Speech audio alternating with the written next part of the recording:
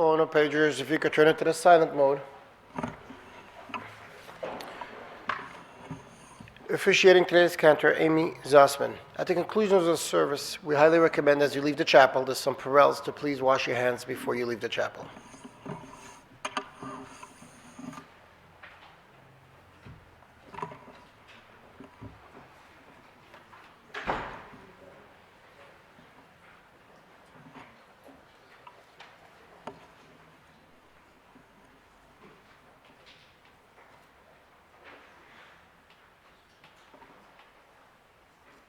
We read in the book of Genesis that when Jacob heard of the death of his son Joseph, he was so distraught and racked with grief that he literally tore his clothing to show that a loss had happened in the very fabric of his life.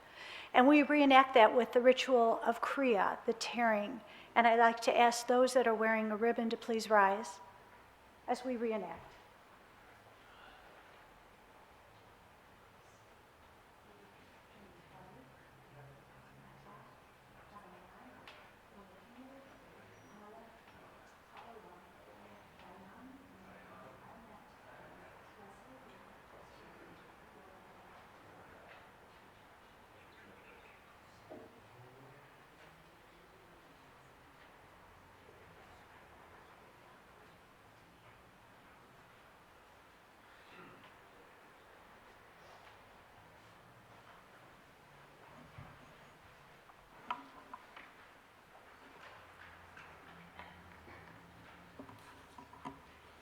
Death has taken our beloved Harriet Wulfstat. Our friends grieve in their darkened world. In their silence, there is lamentation. In their tears, there is loneliness. Lost in their sorrow, may they find the presence of loving friends. Hear them, O God, and be with them. For Harriet's love that united us in life and which death cannot sever. For her companionship that we shared along life's path and which continues through the tenderness of memory. For the gifts of her heart and mind that brought us joy and happiness, and is now a precious remembrance for all these and more, we give our thanks to God. In this time of grief, we listen to the voice of our sacred scriptures that brings us the ever-new message of God's nearness.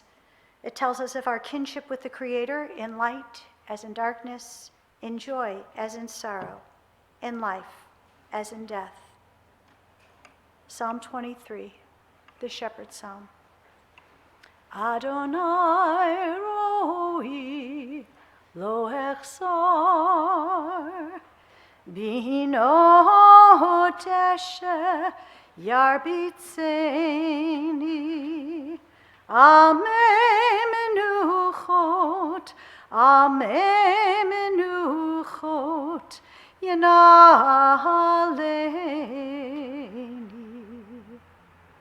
Nafshi shovev yeshovev, yancheni v'magle tzedek, yancheni v'magle tzedek, l'man shemo. Gam ki elech begetz amavet lo irara ki ata imadi shivtecha umishantecha hema yenachamuni. Taharoch lefanai, shulchan neged zorerai, dishanta vashem eroshi, kosi revaya. Ach tov chesed yirdefuni, kol yemei chayai, Vishavti beveit Adonai leorech yamim. Adonai roi lo echsar. Adonai roi lo echsar. The English translation to the 23rd Psalm can be found inside your pamphlet. If you'd like, please read along with me. The Lord is my shepherd, I shall not want. He maketh me to lie down in green pastures. He leadeth me beside the still waters. He restoreth my soul. He leadeth me in the paths of righteousness for his name's sake. Yea, though I walk through the valley of the shadow of death, I will fear no evil, for thou art with me. Thy rod and thy staff, they comfort me. Thou preparest a table before me in the presence of mine enemies. Thou anointest my head with oil. My cup runneth over. Surely goodness and mercy shall follow me all the days of my life, and I will dwell in the house of the Lord forever.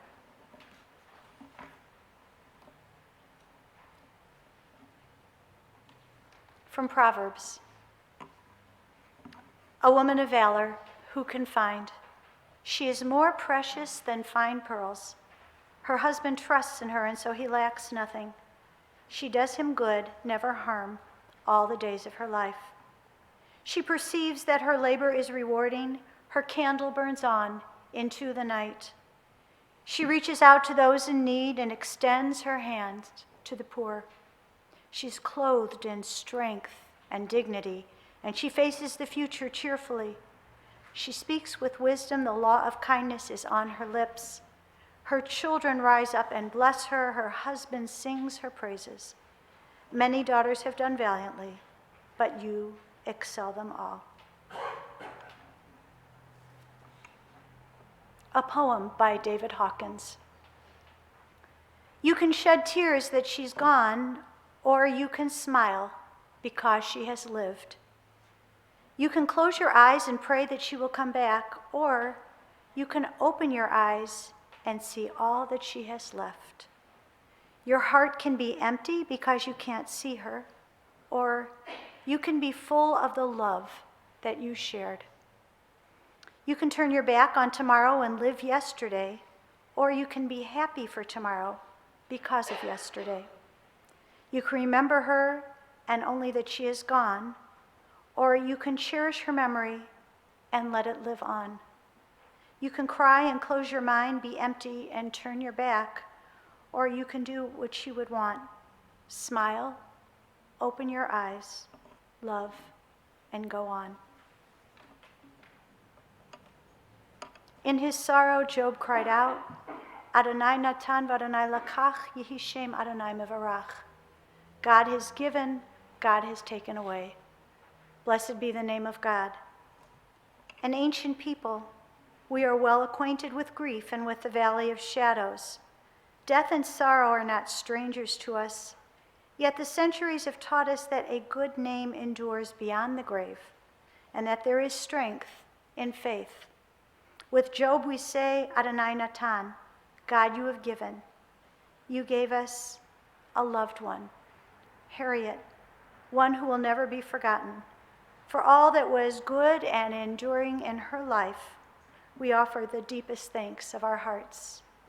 Adonai lakach, God you have taken away. We pray for the strength to turn our broken hearts into an altar of trust, before which we acknowledge your sovereignty and love, as we now say, Yehi Shem Adonai Mevarach, blessed be the name of God, now and forever. Let us take a moment now to reflect on our memories, the times we shared with Harriet, and pray silently.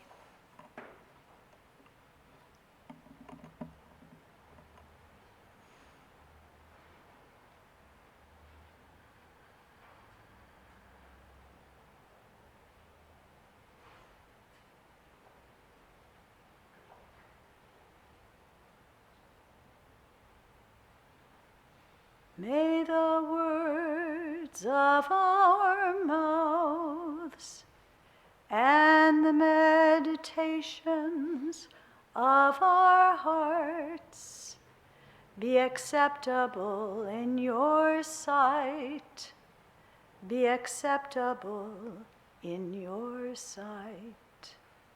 God, our rock and our Redeemer, God, our rock and our Redeemer. Amen. It's said that words from the heart go directly to the heart. Who better to remember Harriet than her children? So I'd like to invite Matt and Jen to come up and share some words with you.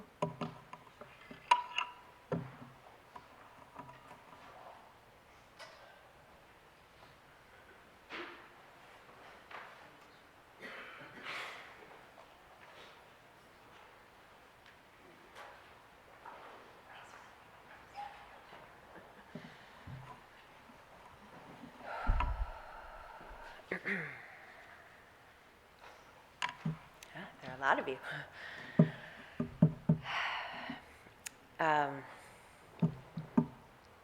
It's really comforting to look out and see so many familiar faces, so warm, so sweet, and to know that those who are not here, I know are here in spirit, both living and beyond.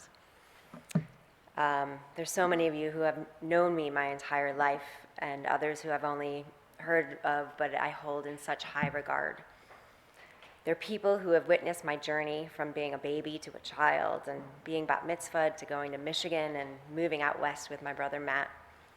They're people who have helped me celebrate my wedding and who've sat with my mom gushing over her amazing grandchildren. There's so many loving faces, so many people who've been touched by my mom's beautiful spirit. My parents were raised in a solid, loving family. They were real families with real struggles and their fair share of drama, but at the core, they were good stock with strong family values. At the heart of life, it was always about the people that surrounded them, who brought them joy, love, wisdom, challenges, and strength to start each day with a sense of purpose and energy. Mom had many endearing traits. Her love and devotion to her family and friends, her peaceful warrior approach to battling her multiple diseases, her positive force always seeking out the next step towards hope, her graceful elegance.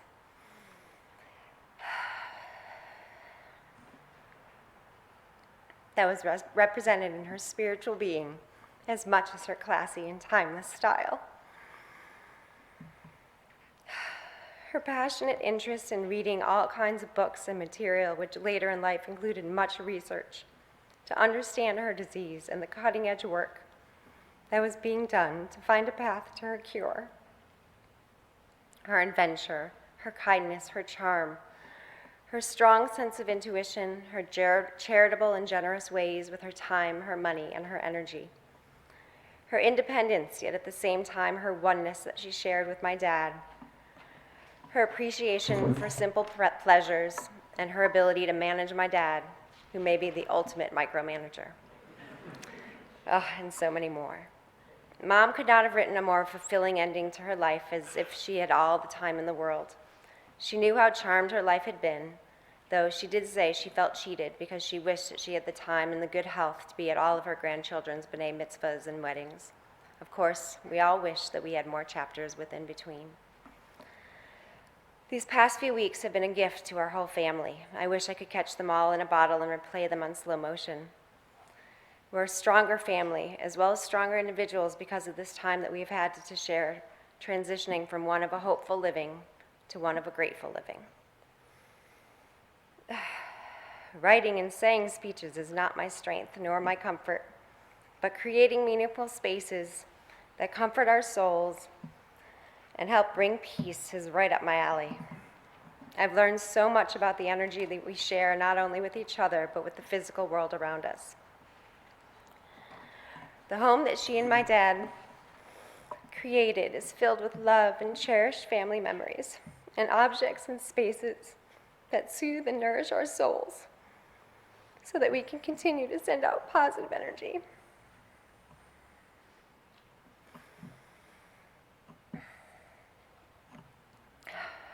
Mom passed away peacefully in her beautiful dining room that was transformed into her bedroom after she broke her hip.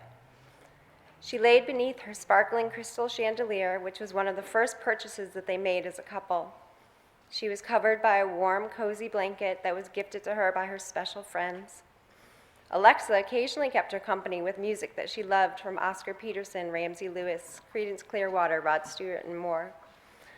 Or she'd get lost in one of her books that spanned all the genres, from lighthearted romance to intense dramas, historical and political nonfiction to many titles regarding Jewish life. She had a view of her garden that she and my dad took great pride in and spent many hours in together and shared with their friends and their family. Since my engagement party, I've always referred to it as the third child, for not only for the investment that they made in it, but also for the joy and pride that they got from it. She even had a connection with the birds who would come to visit her at her window and sing to her while she simply reflected on her life. Some of you know that I'm a spiritual person. I find comfort in looking for deeper meaning and ways to be connected, be it wearing this ring that my mom recently gave me from her grandmother, or from her grandmother Hanala, or this bracelet that she also had in her closet that I just felt moved to wear today, or walking the lake to find the stones that spoke to me, or exploring mystical energies of crystals and comforts of scents from age-old power of natural herbs.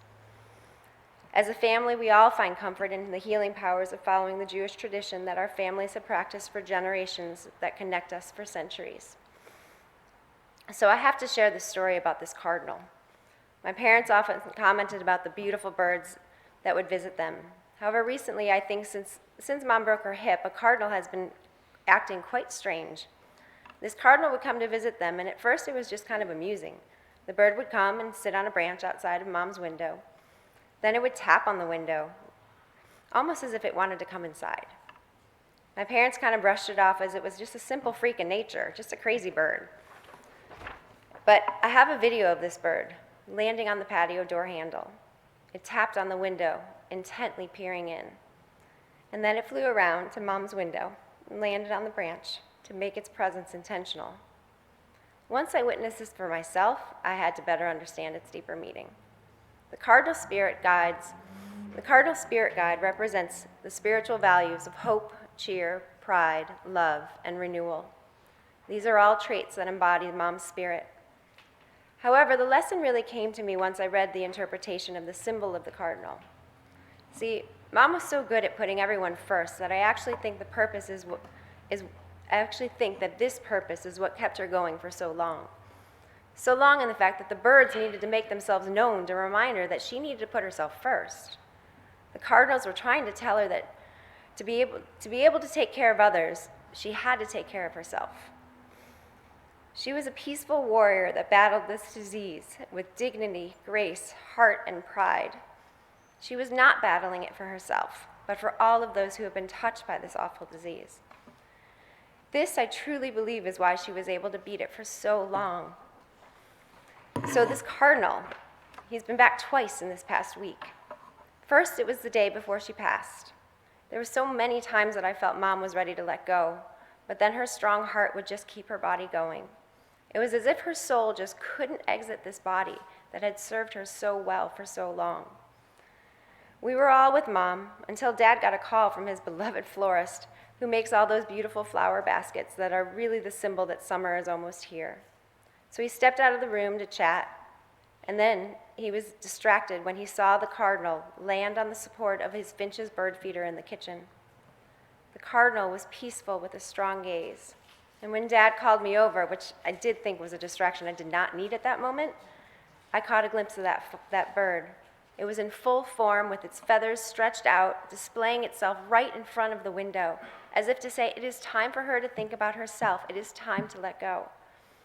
It was a beautiful moment that honestly I couldn't appreciate because I was so consumed with wanting to be helpful to comfort Mom. However, when my dad came in the room, he had tears in his eyes, and he had to admit that he finally believes in the Spirit and the bigger value of looking for signs. It was as if the room filled with warmth and peace in that very moment. It was as if Mom was able to give her gift to Dad, to believe, to trust that things will be okay. The second visit came in our last meeting with Cantor Amy. The cardinal landed in that same spot on that bird feeder. Dad was amazed. He said, "I can't believe he's here again." And I had to correct him this time and say, "No, that she is here."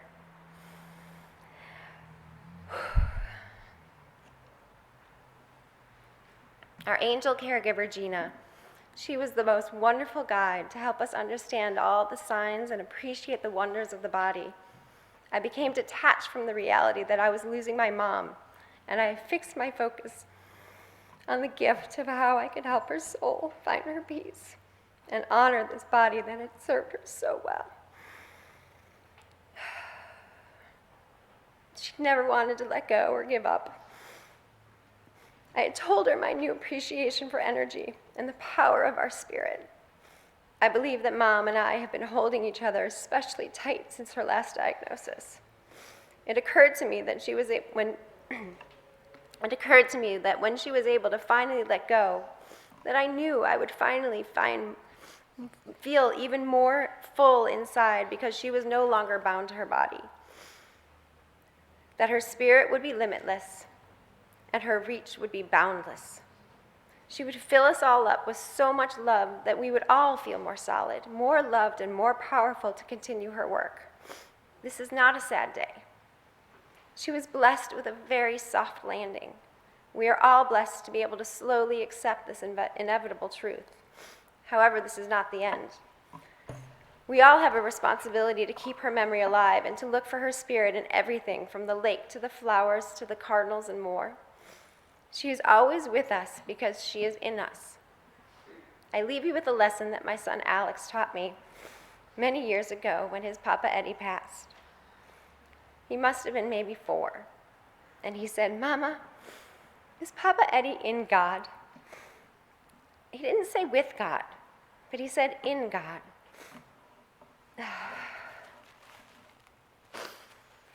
To me, in that moment, God no longer was this almighty being in the sky. It's a spirit that's made from the best of all of us, all of our loved ones who have passed that collectively charge this life force that is in everything. Knowing how powerful Mom's life force was while she was living gives me confidence that she is able to do even more good and get into more positive places now that she has passed. I trust she is already helping make this world better because she has touched each of us, and we have the power to continue her legacy. Wow.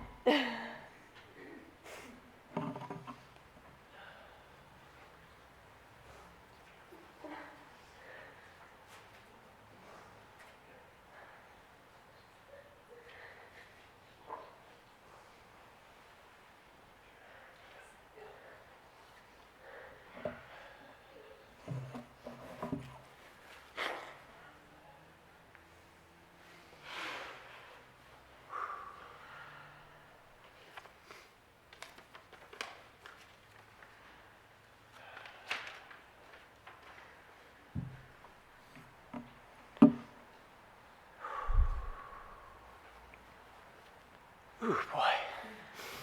That's a tough one to follow. Stand here.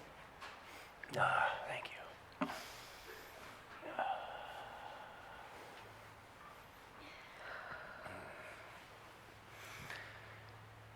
Okay, I'm good. Maybe everybody can join me in like a collective breath. Thanks. Oh, boy. So, many of you know my mom's nickname as a child was Honey. Whenever we went to Passover to visit our family, to see my cousins and my aunts and uncles, they all called her Honey. My kids loved the name, so she became Nana Honey to them.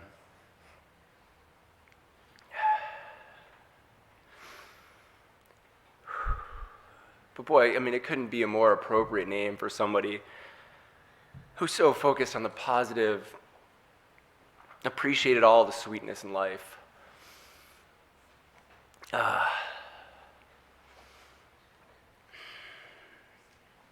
So growing up with my mom, she was like unendingly patient. I was not the easiest kid. I was the most forgetful. Like, you know, at my wedding, my best man told everyone that I was the stupidest smart kid he ever met. And I lost my baseball glove, I left my basketball shoes at the court, I forgot my lunch at home and my homework at school. And through all of it, like, she was there and she had my back. She was supportive mom. I also had to think about procrastinating as a kid. I never started a paper before the night it was due, no matter how long and complicated. And she would be up with me until 2 and 3 in the morning, helping me to kind of craft what was in my head, but I couldn't seem to get out on paper. And it was really these special times, like it was just the two of us, like the whole world was asleep, and it was just us. I have a lot of fond memories of those times. My mom was an amazing listener. I mean, everybody who came to see her, she would just sit and be there, fully present with you and with me and whatever I had going on in that moment. She always had sage advice. But the thing I really appreciated most was that even with her sage advice, she always gave me the space to make my own decisions in life, even if those decisions were not the decisions she wanted from me. I mean, I had this thing, I really wanted to go out to California and go to Stanford, and she knew that the moment I crossed the Mississippi, like, right off ever, coming home to live again, right? And the last thing she wanted, and I had all these crazy adventurous travels I wanted to go on. I traveled all over Southeast Asia and South America. I had this idea that going to Cambodia and Vietnam right as they were opening to foreign tourists would be a great idea. And now as a parent, I can appreciate like how hard that was to support me in that. And she always did. So my mom had cancer for most of my adult life. I mean, it's been almost 20 years. And one of the things I admire most about her is that she never let the cancer define her. She was remarkably normal in her life between all the treatments. She used it to empower her. She got healthy, she started eating well, she started making sure she was walking every day. She really took care of herself. She took care of her relationship. She invested in the people that fed her soul. She dropped everything else in her life that didn't feed her in ways that for me were really meaningful and really affected me as I watched her go through this process. She was the ultimate trooper. Like, she had this unbelievable, like, unending, like, perseverance and strength and courage. She never complained. Not a moment. I would FaceTime her every day, especially when she was going through some of her toughest times. And I'd sit there with Mira in my lap. Before Mira was in preschool, I don't know if you even remember this kiddo, but we'd sit there with Nana, and she never talked about what was going on with her and her challenges. She'd give us a little tiny insight, but then she just wanted to know. She wanted to see she wanted to see Mira's face. She wanted to share what was going on in my life, what was happening with all the kids. And she was always so busy caring for others. I mean, I think like Jen talked about, that was a huge thing for her. She guided friends and family who were facing cancer themselves. She was kind of their guiding light. And she provided hope for so many people who didn't see it, who knew that she had, should have had months to live, and she kept going. She volunteered with PanCan and took calls from people she didn't know to help them on that process. She did the Rolf Foundation board, and she directed research so that nobody else should have to endure what she did.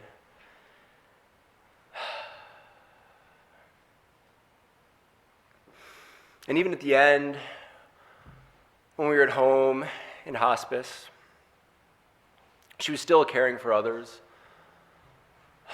as her closest friends came to visit and family to sit with her, she would, miraculously, moments before they walk in the door, would go from like completely drained to like full of energy. And then you'd know because she would sit up and the doorbell would then ring and someone would walk in and she would have this grace and presence. And she would immediately jump into the role of comforting them. It's okay, I'm ready. Thank you for being here. I know, I love you too. She maintained her incredible sense of positivity. Every morning she'd wake up when we were home, and her line became, "Looks like I'm alive again today." And we'd sit together and we'd just talk about what are we going to do with our day today? And every day was just imminently present, like we were just there. And if she had the energy, somebody may come over. We watched this movie she had really wanted to go see with her girlfriends that was playing in the theater, and we're trying to figure out how to get her there. And I'm watching my dad, oh my God, like the torture of this idea of us, like a procession of us going to the movie theaters to watch the movie that was like her dying wish. And like Make-A-Wish Foundation for her showed up Iris ended up getting a copy of the movie and bringing it so we could watch it together. And that was our day. She maintained her sense of humor throughout it all.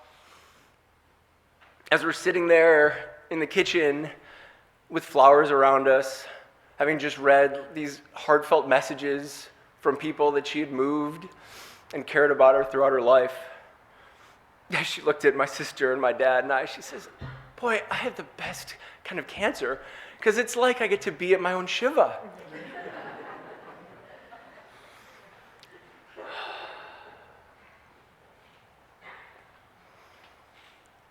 She also had the courage and the strength that she had. I remember sitting by her bed near the end and asking her, like, "Mom, are you afraid?" And she looked at me and just calmly looked at me in the eye and said, "No, I'm just curious."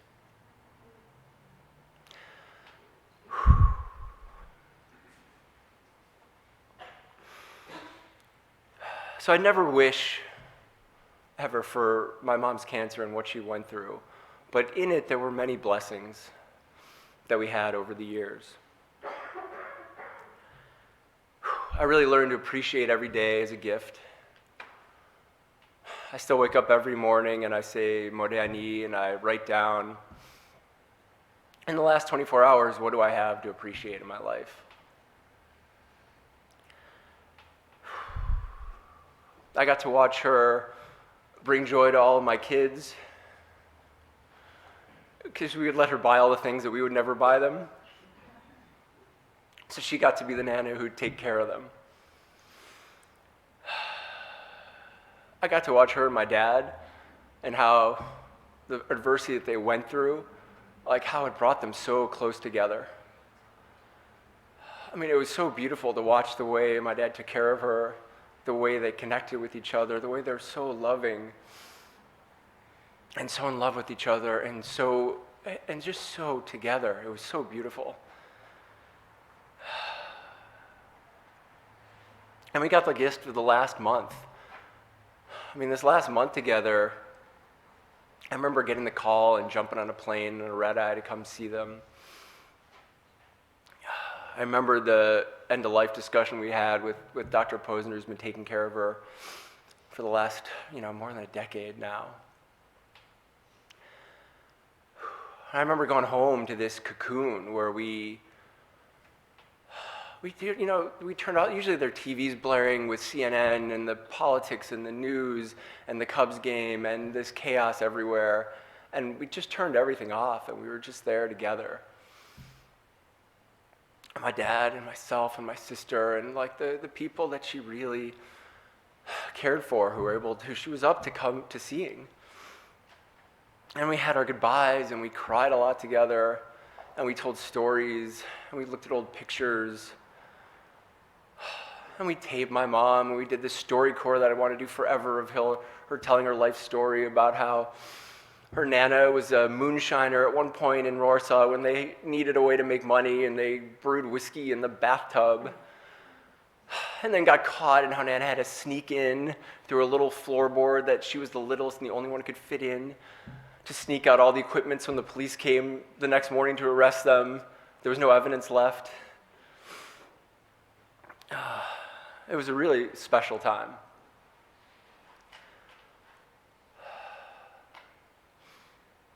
And it was a hard time too, and I also, while I'm up here, I wanted to appreciate some people. Bonnie, who showed up every day, nourishing our bellies and our souls with the once upon a bagel delivery every day, and her warm and caring smile.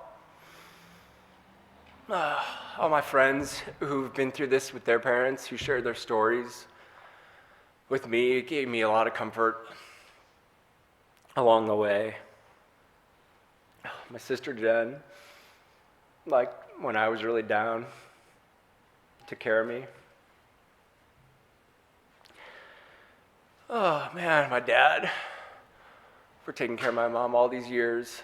Like we have 4 kids and a crazy life that we live 2,000 miles away. And he took such good care of her, and it made it so much easier for us to live our lives. And he was there for us and there for her. And also gave me a model to aspire to.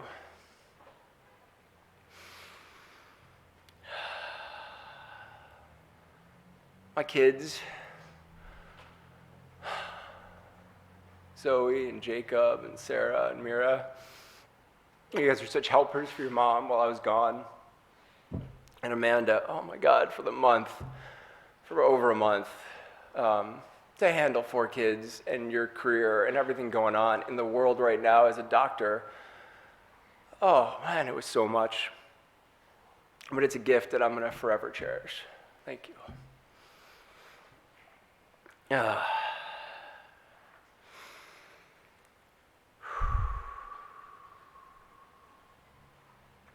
So my mom's one regret was that she wouldn't get to see all the kids' milestones, to watch them all bar and bat mitzvahed, to be there for their weddings.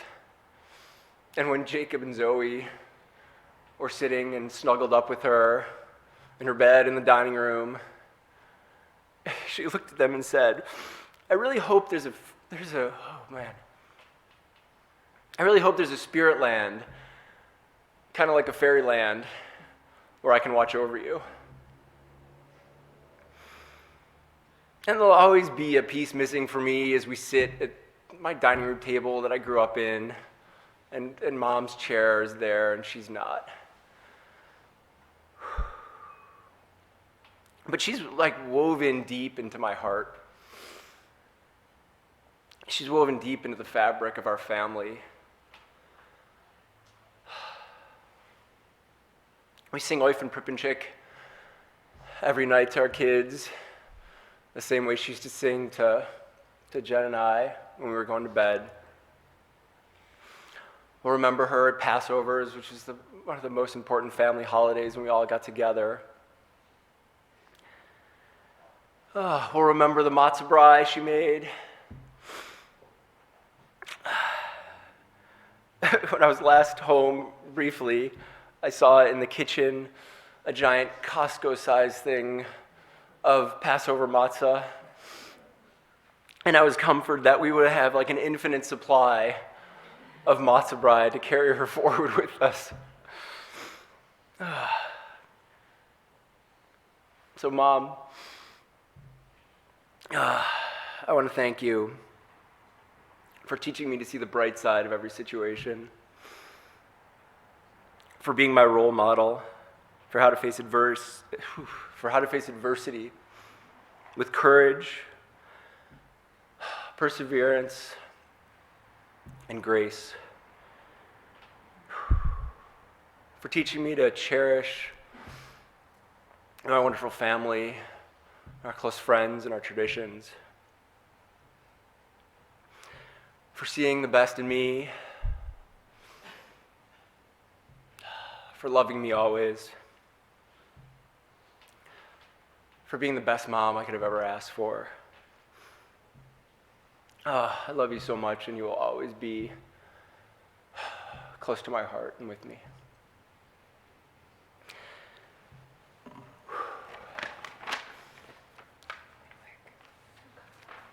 Yeah, we'll stay here. Now we'd like to invite Harriet's grandchildren to come up.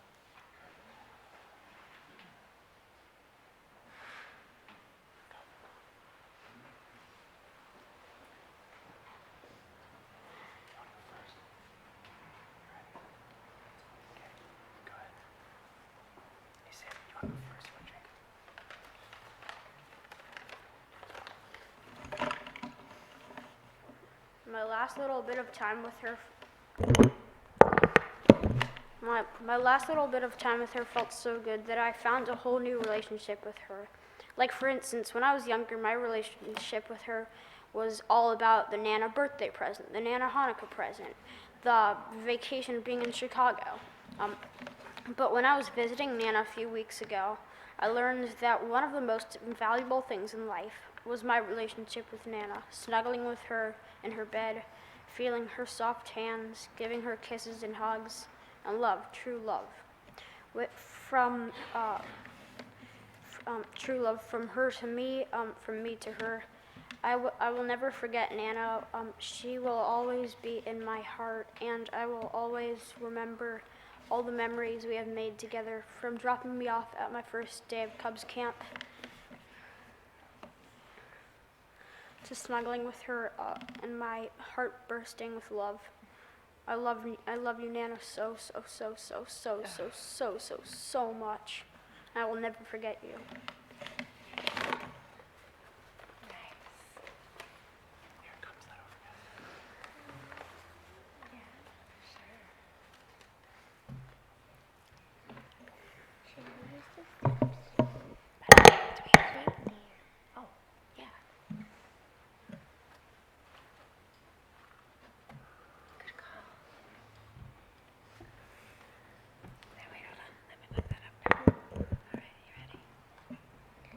I remember when I saw her in the hospital one day, and we brought apples over from her tree, and one apple had a worm in it, and it had a hole, and it was super funny.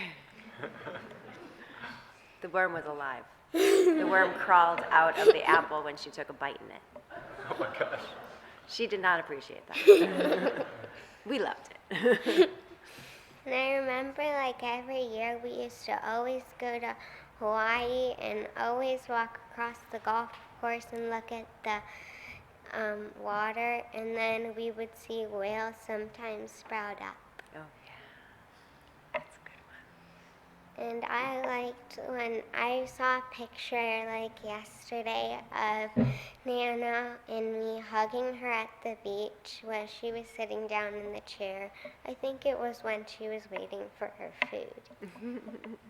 And I remember I always would snuggle with her, and I always loved to hug her, and I loved my times with her all the time. Nice work. That was fantastic. What else?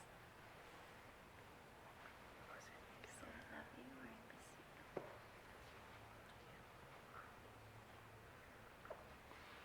It's okay. It's great. Yeah, go ahead. I also forgot another thing that I forgot to tell. So yesterday, when I first walked into the dining room with when Nana wasn't there, I just started crying and everything, super sad. And Papa came over and told me something that that I'll never forget. He said that the strong people will show their emotions and cry versus the weak people won't show their emotions at all. And that's in Europe. So, yeah. Yeah. I think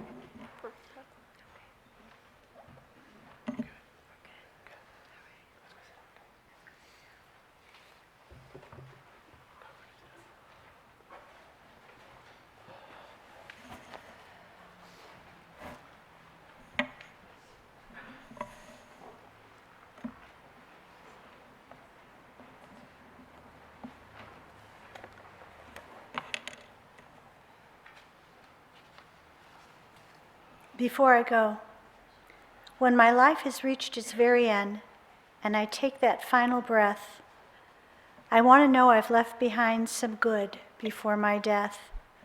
I hope that in my final hour, in all honesty, I can say that somewhere in my lifetime, I have brightened someone's day. That maybe I've brought a smile to someone else's face and made one moment a little sweeter when they dwelled here in this place. Lord, please be my reminder and whisper softly in my ear to be a giver, not a taker, in the years I have left here. Give to me the strength I need, open up my mind and my soul, that I might show sincere compassion and love to others before I go. For if not a heart be touched by me and not a smile was left behind, then the life that I am blessed with will have been a waste of time. With all my heart, I truly hope to leave something here on earth that touched another, made them smile, and gave to my life worth. Harriet Wulfstat was a woman who reached out and touched the lives of many. A woman who lived life with grace, strength, and amazing positive attitude, inspiring Alan, her soulmate and husband for 51 years, her son Matt and daughter-in-law Amanda, her daughter Jen and son-in-law Andy, her 6 grandchildren Alex, Sammy, Zoe, Jacob, Sarah, and Mira, her brother Jack and sister-in-law Carol, her sister Shashi and brother-in-law Hai, her sister-in-law Sherry and brother-in-law Dick, cousins Arnie and Susan, her extended family, her friends, her caregivers, her doctors. The list goes on and on. She was truly a woman of valor, possessing inner strength, touching the lives of many. Harriet was from New York. Alan was from Chicago. She met him in 1967 on New Year's Eve in the Catskills at the Concord Resort. She was at the Concord with a friend because she liked to ice skate, and the resort had an indoor rink. He was at the Concord with a friend because they couldn't get a flight out of Chicago to Florida for the holiday break and decided to try the Catskills. The moment Alan saw Harriet, he knew he'd found the right one. He went back to Chicago but returned to New York a few days later on Harriet's birthday to meet her parents. They had Shabbat dinner. Alan joined in with the blessings in Hebrew, and Harriet's parents instantly won over. They married, moved to Chicago, lived in Lincoln Park. Harriet worked in advertising at Leo Burnett. After Matt and Jen were born, they moved to Highland Park. Alan worked hard as an attorney, spending long hours at the office. Harriet had found it difficult moving from New York to Chicago, knowing no one. As a result, she put a lot of energy and effort into meeting people, into making friends, lifelong friends. Those friendships remained intact for 50 years. Both she and Alan had a passion for gardening, as you heard. Harriet said the garden was their peace place, their happy place. A walk by the lake was one of her favorite ways to spend time. She loved the sound of the water. Alan was a homebody, not particularly interested in travel. Harriet, on the other hand, craved it. She and her friends took trips around the world. 15 years ago, Harriet was diagnosed with ovarian cancer. When it looked like she was in remission, a year later, she was diagnosed with pancreatic cancer. Harriet and Alan were shocked with the diagnosis at first, but then, not surprisingly, tackled the cancer with strength and hope. Harriet, an avid reader, read everything she could get her hands on about the disease. She questioned her doctors about treatments, the need for radiation. She was an advocate for herself. She became an advocate and a support for others. She and Alan worked tirelessly with the Rolf Foundation and PanCan, donating, supporting, researching where funding was needed, serving on the board, doing everything they could possibly do to help others. They shared what they learned from studies, research, and most importantly, they spread hope. In particular, Harriet worked with friends and family, a relationship between the University of Chicago and the Rolf Foundation. Harriet's goal was to take away the administrative headache and the maze that families face when a loved one has cancer, and free them up to concentrate on treatments and the path to health. That was 14 years ago. Her doctors considered her a walking miracle. I read an email yesterday from Dr. Posner, her surgeon, who said that Harriet was an inspiration with her zest for life, her study of medical research, her support for others, and her hard work on the Friends and Family program. 5 years after her diagnosis, she was cancer-free, and as Alan said, life was good.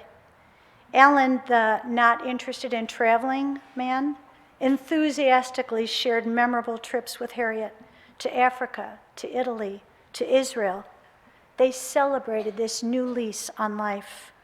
They took lots of trips to California to be with their children and grandchildren, and shared wonderful winters in Hawaii. But again, the cancer came back, and she and Alan fought it again. Just last year, they were able to go to Hawaii, and Harriet played golf. In September, she fell after working out on a stationary bike and broke her hip. It was a long and frustrating rehab. Her friends, her children, her grandchildren greatly lifted her spirits, and Alan, her caregiver extraordinaire, was by her side every step of the way, bringing her home-cooked meals while she was in rehab and cheering her on through physical therapy.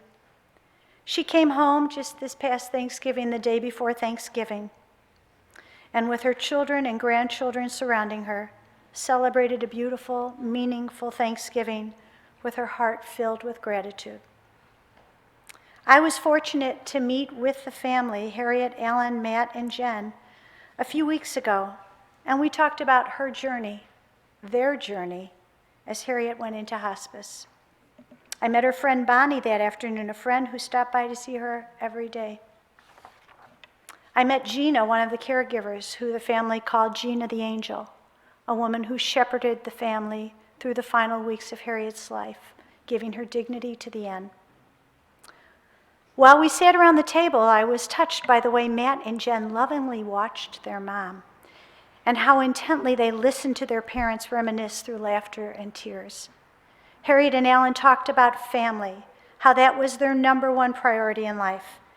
Alan said both he and Harriet came from close-knit families. They passed that value to their children, and it's obvious that Matt and Jen, along with their spouses, have passed it on to their children. There was talk about Passover on the East Coast. It seems that when Harriet's mom passed away, she left a sum of money to her children to be used for Passover, to help cover travel costs so that all of the family could be together for Seder in one place. And it's happened almost every year. Some 40 family members enjoy the holiday together. Harriet and Alan decided to enlarge their kitchen after their children moved out and settled in California. When I asked them why they would do a big renovation at that point in their lives, most people downsize, they explained to me that they wanted to make sure they had plenty of room for their children and grandchildren when they came to visit. Those visits were cherished times, laughter, happiness, sharing beds with grandparents and grandchildren, inflatable mattresses strewn across the house. Great memories were created for everyone. Harriet and Alan also loved to invite friends for dinner, and that new kitchen was perfect for entertaining, a treasured way to spend an evening, or going into the city to Agostino's, their favorite restaurant. I marveled at Harriet's positive attitude. She said to me, "Who wants to be saddled with someone's sad story? I've been able to put my fears in a cubicle, close the top, and concentrate on the next step." She was so grateful to Matt and Jen for leaving their families and being with her these past weeks. And she knew they were able to do that because they were married to exceptional, loving, generous people, Amanda and Andy. I asked Harriet how she'd like to be remembered. She said, as a person who reached out to others and as someone who helped to make a beautiful family. Just last week, she and Alan were able to take a walk at Rosewood Beach and listen to the sound of the water. The next day, girlfriends came over to play canasta. There was joy and celebration in the air. Harriet had commented to me that Alan was the most positive man she could have ever married. And Alan said he got his strength from her. Together, they created a loving family, a wonderful circle of friends, and made a difference in the lives of many, many people. She was stoic, she was positive, she always had room in her heart for one more person. She will be missed by all of us lucky enough to have known her. May the memory of Harriet Wulfstat always be for a blessing. And let us say, Amen. I ask you to please rise now for the memorial prayer.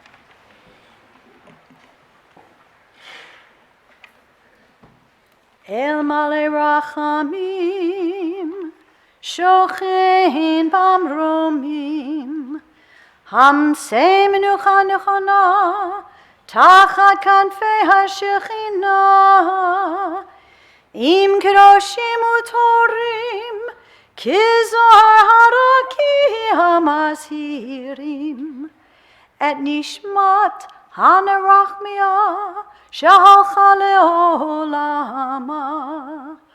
בעל הרחמים יסתיריה בסתר כנפיו לעולמים, ויצרור בצרור החיים את נשמתה. אדוני הוא נחלתה ותנוח בשלום על משכבה ונאמר Amen. Compassionate God, eternal Spirit of the universe, grant perfect rest in your sheltering presence to Harriet Wulfstat, who has entered eternity. O God of mercy, let her find refuge in your eternal presence. Let her soul be bound up in the bond of everlasting life. God is her inheritance. May she rest in peace. And let us say, Amen. Please be seated.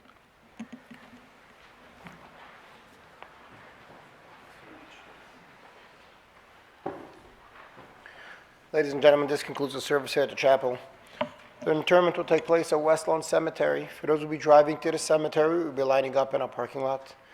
We ask that you have your headlights and hazard lights on while in procession and drive as close as safety permits to the vehicle in front of you.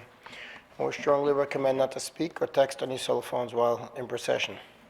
At the conclusion of the interment, the family will be sitting Shiva at the Wulfstat residence, 2335 Exmoor Avenue in Highland Park, where they'll be there for the remainder of today after the interment. The family has requested that all the grandchildren and in-laws come forward and act as pallbearers. If we can all rise as we escort the casket and the family from the chapel and the clergy. We strongly recommend as you leave the chapel, there are some Perel hand sanitizers to please wash your hands. And then we're going to go to the cemetery.